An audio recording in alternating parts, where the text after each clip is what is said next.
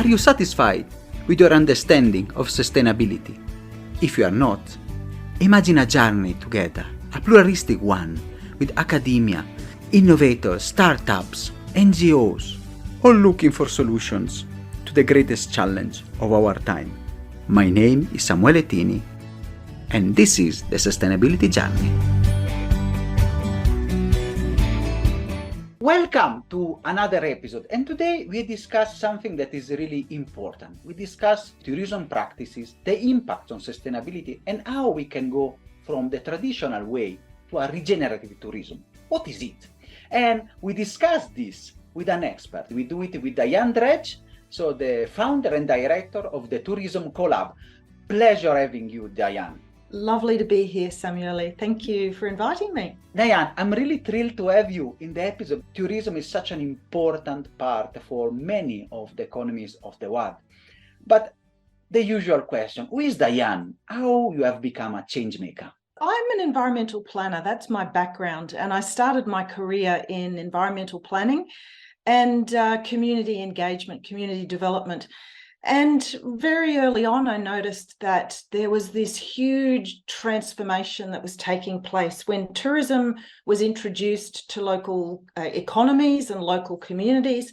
There was this enormous transition and transformation that took place. And sometimes it wasn't a great transformation.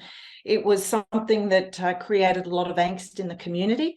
And it seemed like developers were just pushing through. So I really became really interested in this relationship that tourism had with places and with people and with the community. And it was through that journey and working sort of on the ground with communities, I started to really think about, what is the role of tourism? We have always traveled, and we always will, because it's part of our human condition. It's, we've always traveled to connect with people and places and for all sorts of reasons. But the way that tourism is industrializing just keeps having a larger and more profound effect on communities. And so my journey into tourism and into the regenerative tourism space really came from working with local communities. I took a bit of a detour into higher education and made my way up to become a professor of tourism and regional development. But in 2018, I decided to leave because as much as I was working in very embedded case study approaches and things like that, I really felt that I could have more impact if I actually worked with those communities and connected in a way that was more genuine and meaningful to me, and to the communities as well. So I started the Tourism Colab in 2018 as a way of really disrupting and changing the way that we thought about tourism in local communities. And it's really interesting, you see the transition, the work from the academia now to the practitioner and really the hands-on approach. And can you explain a bit what is the Tourism Colab and your experience there, and how really tourism can become an ally of sustainable development and environment? I think tourism has a huge potential to become an ally for sustainable and regenerative forms of development, in that it can actually contribute positive impacts back to the local economy, to the local people, places, and so on. But what we really need is to really understand the way that we can contribute, the way that we can actually derive that positive impact. So at the moment, a lot of what's going on, and traditionally, the tourism is basically an industrial sector. It's been framed as an industry, and with that, it's been subject to industrial policy. And because of that, industrial policy is really about driving production and consumption, and also what are the resources that we can exploit in that process of production and consumption, and how can we, grow. So those kind of traditional ways that we think about our economy and growth and profit and competitiveness, they've all been kind of baked into tourism policy. And they are the kinds of policies that really make it difficult for tourism and a visitor economy to actually make a contribution back.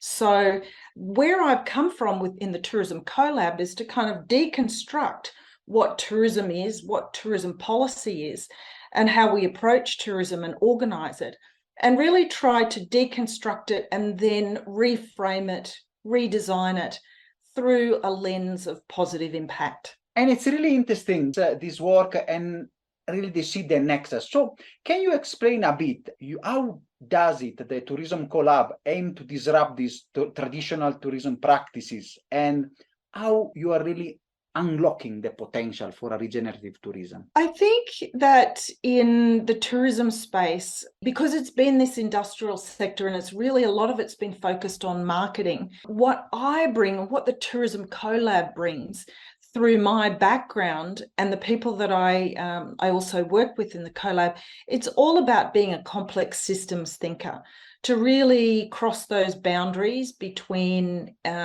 environmental management, education, community engagement, the visitor economy itself. And I also bring in a lot of my passion for the neuroscience of change, for thinking in creative and diverse ways. I guess as a founder and as the director of the Tourism Colab, we bring with us, our lens and our perspective. And I guess that one thing that I think I really bring to the Tourism Colab is that I'm probably described as an introvert and a slow thinker. I'm quite intuitive. And when I'm thinking about what's really going on, I try to really connect into my head and my heart and my instincts. So really sort of drawing from an integrated intelligence. And I want to ask now the question that how, if you can give us some practical example, how does it work? How do your work with the community function, and how you are really putting in practice the concept and the work? And while reading, I've seen you have one leading project, the Icelander Way Regenerative Tourism Living Lab in Tasmania. Can you explain a bit the milestone and how you are working there? The Icelander Way, which is a regenerative tourism living lab, is a project. It's much bigger than a project. It's actually an experiment of how to actually implement regenerative tourism on a small remote island in Bass Strait, which for the listeners is a small island in the strait, which is, the Australian mainland, and then the small island of Tasmania. And Flinders Island is actually a smaller island within Bass Strait there, so it's quite remote. This was a very exciting project that we really feel very honoured and privileged to be able to deliver. The community itself had been subject to what we might call over-tourism, so that, the sentiment around the support for tourism, social licence was at a real low.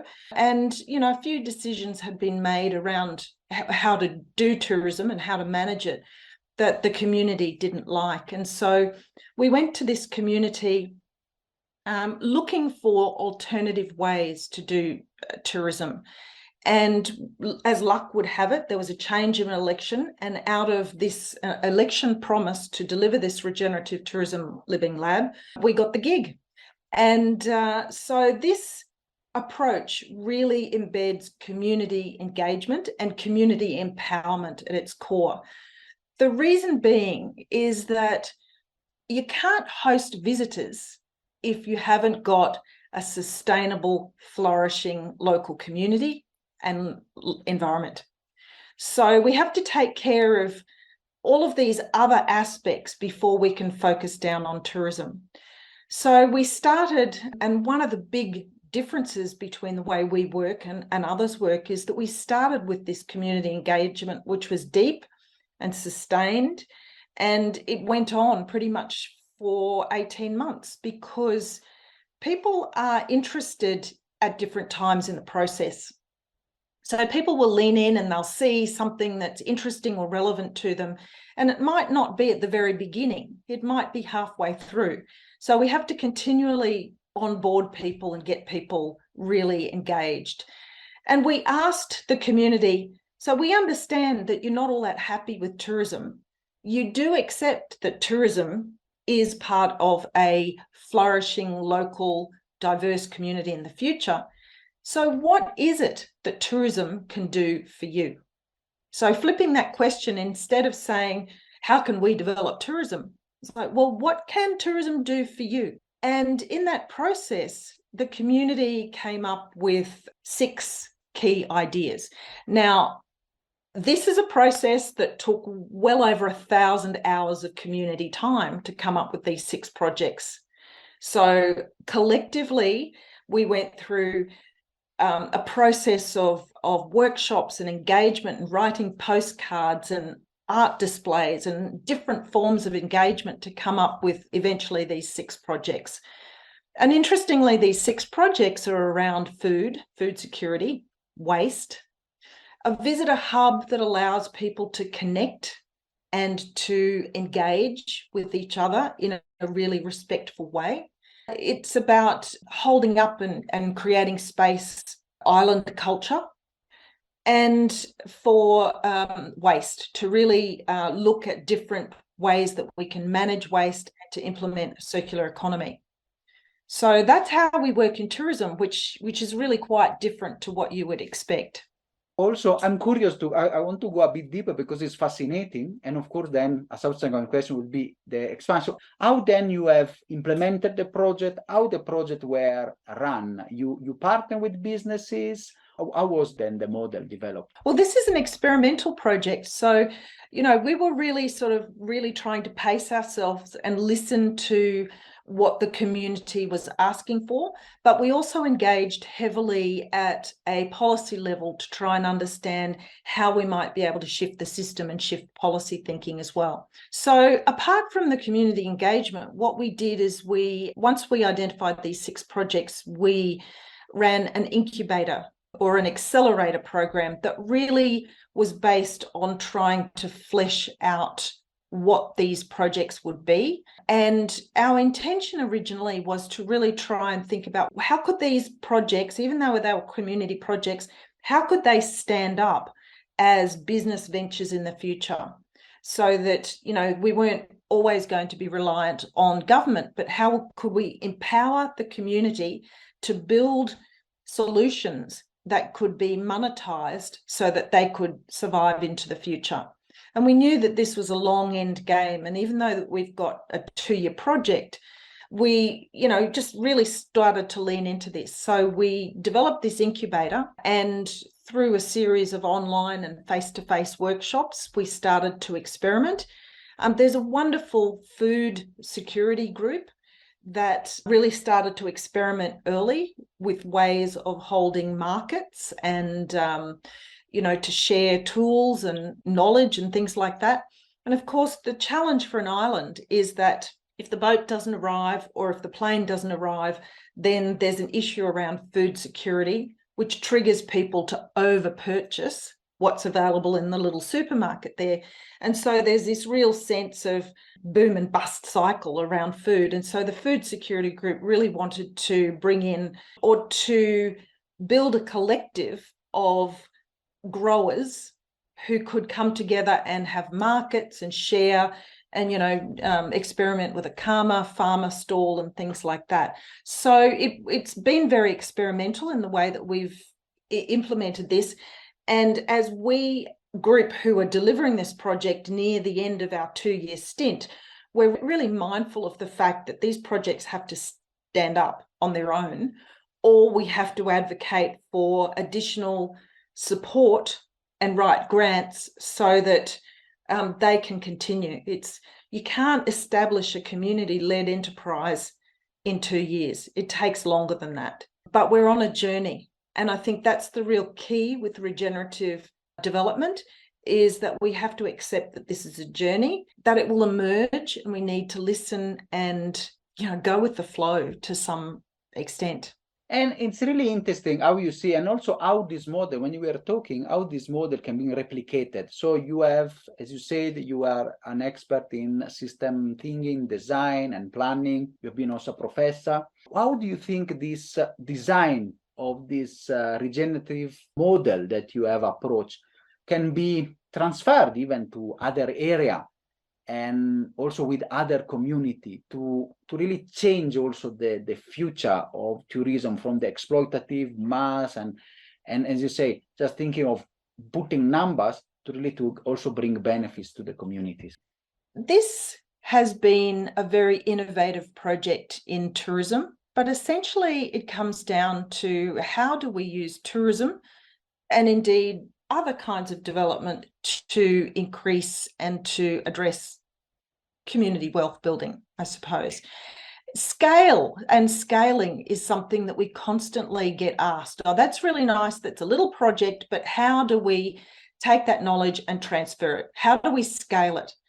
And I think sometimes that question itself is a bit misleading because we tend to think of scale as some kind of monolithic thing that we have to grow. The same solution or the same template we just need to apply in all other places. But the thing about scale, and I read this recently, is from an Indigenous perspective, scale is actually something that, is on a fish. It's lots of little things, little lenses or scales on a fish, and they fit together, and together, they protect the fish. And so when we think about scale in a slightly different way, using that metaphor, scale is actually about taking what we're doing and being able to apply it somewhere else, but in a very distinct place-up, community-led approach. So there are key fundamental tools underpinning what we do in terms of engaging with the community. So how to have deep, meaningful conversations where we build empathy, we learn, and we can shift our thinking and activate collective problem solving. So that's one aspect. We know how to do that and we can replicate that, but it's ground up and it's built within the community. It's about, running a community-led accelerator. We know how to do that, but we need to do it in the context of place and community. So we have these kind of tools, but it's about being able to apply them in a very context-specific way. And I don't see any reason why these learnings can't be used in other aspects of community development, because at the end of the day, if we take tourism out of its kind of little jacket as an industrial sector and we think of the visitor economy as a community wealth building exercise, then we can replicate this and frame tourism in different ways. In another place, we might actually be able to frame tourism as environmental protection or community development.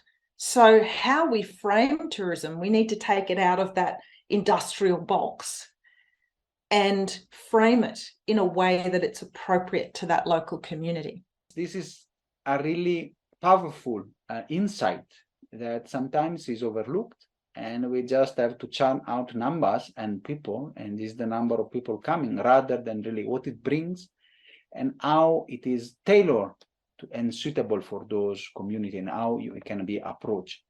And I want to ask, from your perspective as an expert, what are your goals in the future, and how do you see also the tourism movement going on? How do you think that tourism will be evolved towards a more respectful way, a more community-based, or it will remain this small industry that we are used to? I really think that, and going back to where we started this conversation, that tourism is, well, I should say travel is part of our human condition. So we will always travel, but it's how we travel and the type of impact that we leave needs to change. And when I say that type of impact, whether it's a positive impact or a negative impact, we need to really focus in on what is the impact of that travel.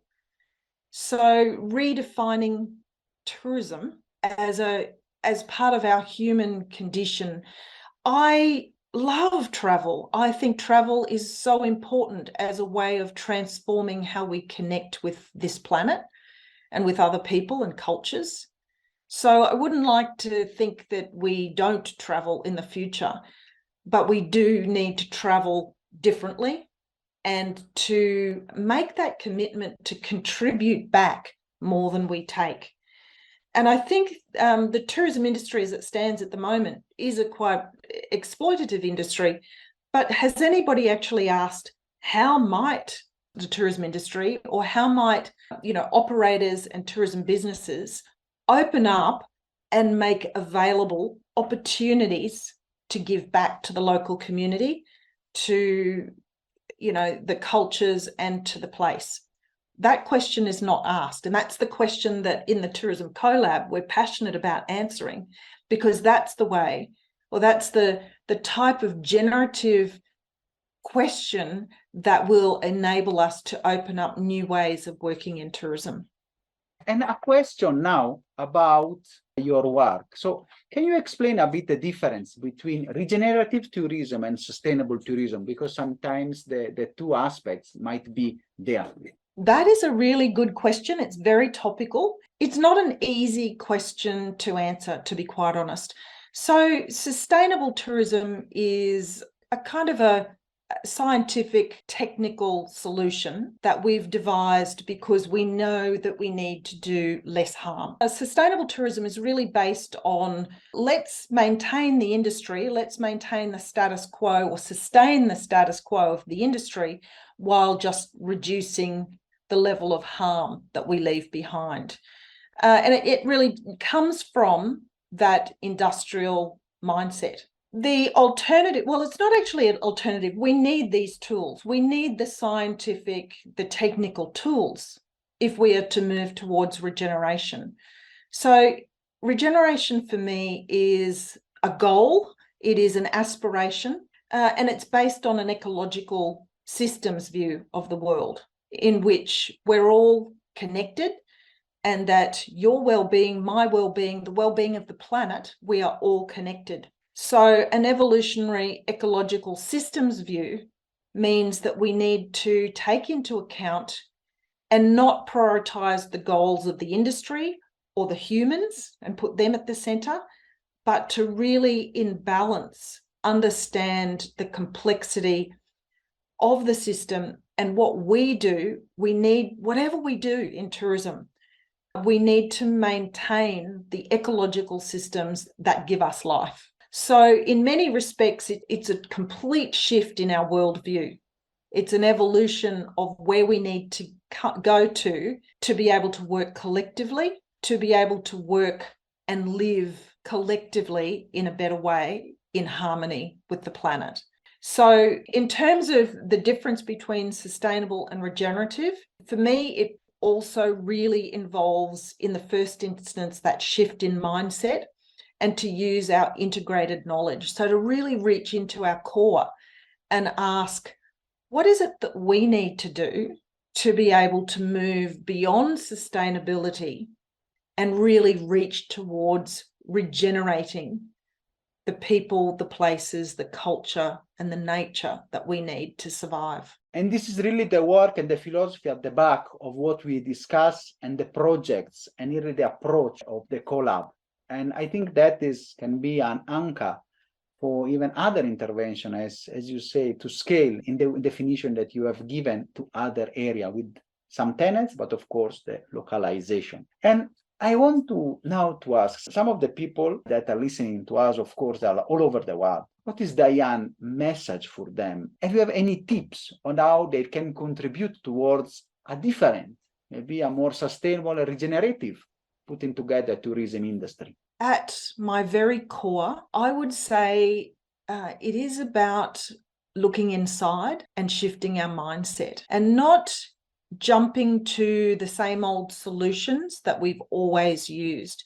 So for me, looking inside and connecting with what we know about the changes ahead. We're talking about climate change, biodiversity loss, food security.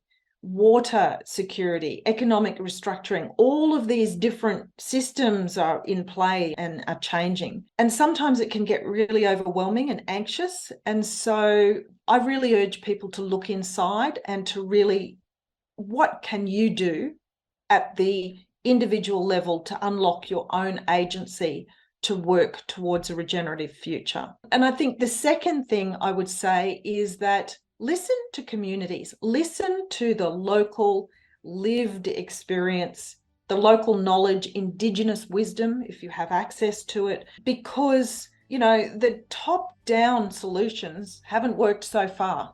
We are quite far away from achieving the SDGs by 2030, as the UN reports that are leading up to the post-SDG discussions indicating. So, one thing that we need to do is to shift those mindsets. And the way to do that is to actually not believe that scientists and policymakers and those at the upper level have all of the solutions. We need to co-create those solutions with the local communities who have the embodied lived experience. So I really think that's actually a real cornerstone of what we do, is listen and build empathy and engage and co-create at that local level. And that is fantastic, Diane. It's really a powerful message for the people. And I'm really impressed by your work and really the transformational journey that you have with the community and the work. And we hope that from the Oceania continent, you can move from even to other continents and really transform tourism in other areas.